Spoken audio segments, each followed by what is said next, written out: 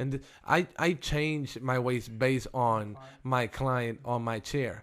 Not every client that comes through the door, I'm gonna be like, yo, what's up, homie? Like not but not every client is gonna be like, hey, how are you, sir? Like some clients tell them, sir, they feel, they don't, I'm just trying to be respectful. So you have to know which guy you're going to be cool like that with and which guy you're going to be a little bit more serious with. Right. So that's what they teach you. That's, I mean, how I see this is, I mean, you're basically creating a relationship at that point because obviously all your relationships aren't the same, right? You're not going to treat somebody the same way that you treat somebody else, right? Because you're just on different levels. So that's actually a really neat perspective. I mean, that's made you a better salesman in a sense when you interact with your clients. That's really neat.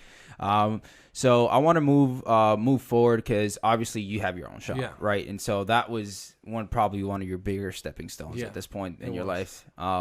So when is it? Because I mean, did you decided this when you were at that shop, right? Well,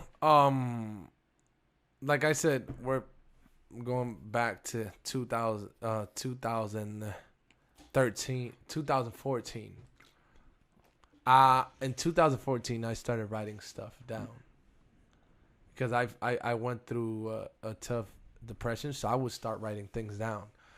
And the thing that I found about writing things down, sometimes in that worst moment, you write things down that you don't notice, and then once you look 5 years later, you accomplish all the stuff you wrote and you didn't even notice them. Because sometimes at your worst moment, that's when you find out the best things. Yeah, and you instill that in your head, too. And it's still in your head, Like, I was reading something that I wrote in 2014 that I was like, holy crap, I'm doing this now, and I didn't even remember I wrote it. But that was something that I wanted. So I started writing things down. I didn't know how they were going to happen. I just know I was working hard towards it, and I started writing things down. And it just happened, That's fucking crazy.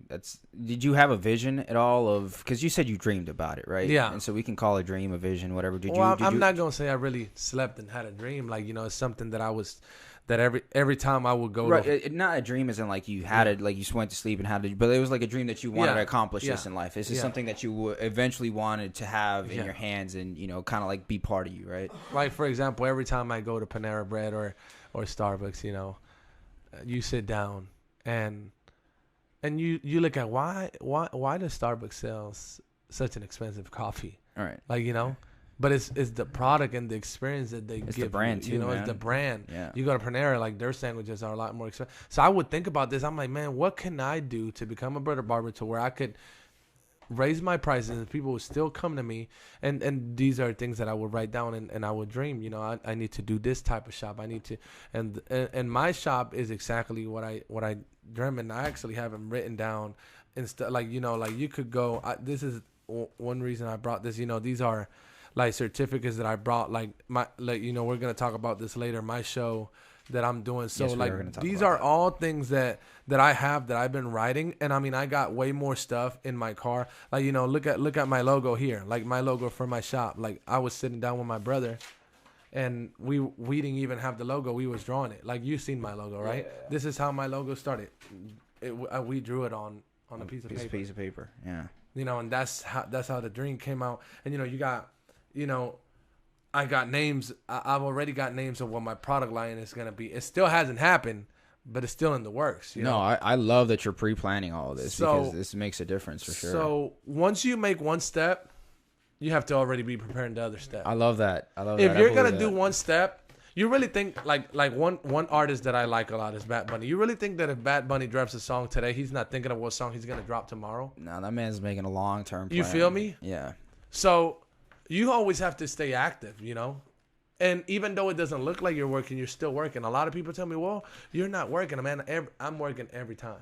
Even when it doesn't look like I'm working, I'm working. So it's just stuff that I wrote down. And you know what?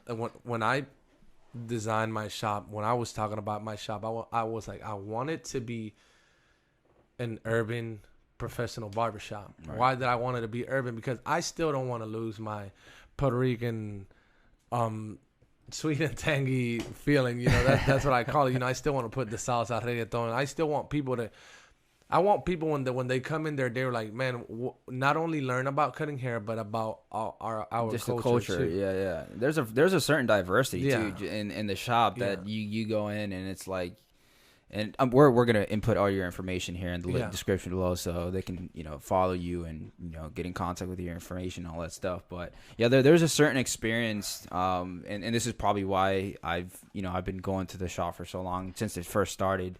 There's a certain experience that you go that even with like the other barbers, there's like this feeling of family, like everybody's joking, like. The music's playing in the background. The kids are running around. You got the little fucking dog. It's just fucking hilarious. Yeah.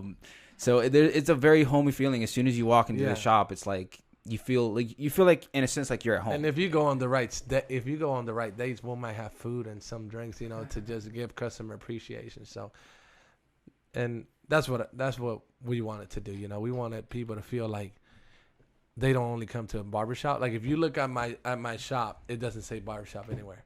It says barber lounge. If you look up the definition, lounge is a place where people gather up and they sit down and just relax. That's why I didn't name it a barbershop. I don't want you to be like, I'm going to Fernando's barbershop. I don't want it to make it about me. Even though it still has a meaning about me in the logo. Right. If you're smart enough, you'll be like, it still has his touch there. Yeah. Because there's something in there that you're like, okay, this is him.